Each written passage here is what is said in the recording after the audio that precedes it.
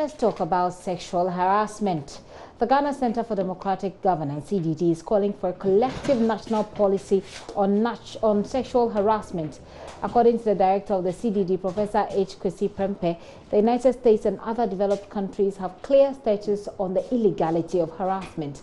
This enables them to better fight corruption in private and public spheres. However, Ghana often leaves this to institutional discretions. This causes difficulties in battling the challenge head-on. And other places, because there is liability, legal liability, and employers are slapped with huge awards, they know the monetary cost of these things and they can calculate it. So there are a whole host of costs associated with that. But I think the most important one is that a substantial, a very significant part of our workforce is actually made to feel unwelcome in the workplace. It's made to feel less productive in the workplace than they actually can be. And these are real costs that we should reckon with.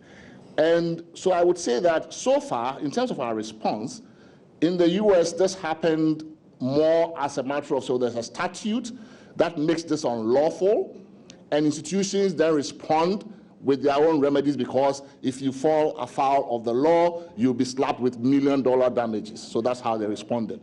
So far, we don't have a law that makes this unlawful.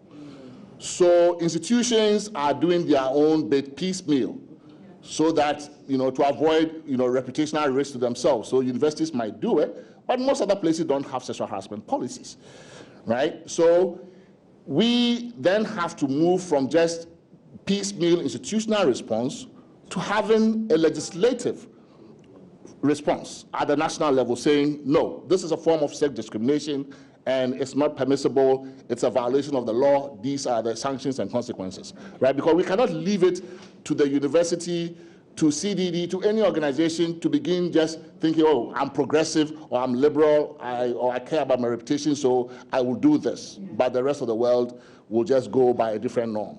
So I think we should move beyond just institutional piecemeal responses to collective national solutions to this in the form of legislation. Professor H. Prempeh, the national service personnel are harassed too. A psychologist at the University of Ghana is saying that rising cases of sexual harassment goes beyond students in Ghana. According to Dr. Collins Bedu Ajiman, reports from NSS persons workers in the media and other job areas suggest the phenomenon may be more of a threat than even perceived now. He spoke to us on the sidelines of that seminar where Professor H. Kwesi Prempeh was speaking here in Accra. Sexual harassment is pervasive. We shouldn't only look at higher education institutions. It's good one aspect has come and we are all discussing it.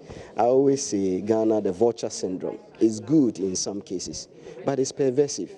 I was talking about the fact that national service people who have started their service have had to handle a number of cases about students who are now doing their service, the challenges they are having as far as their short stay, 2 months or less in organizations are concerned. In politics, in media, in entertainment, lots of people go through these challenges.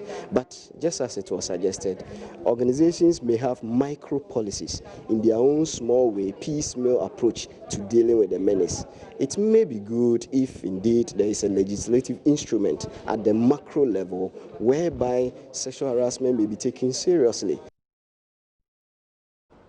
Sexual harassment, do not sexually harass people, do not unnecessarily comment on how people are dressed if you don't need to. That's the conversation which is still ongoing. We will keep following it.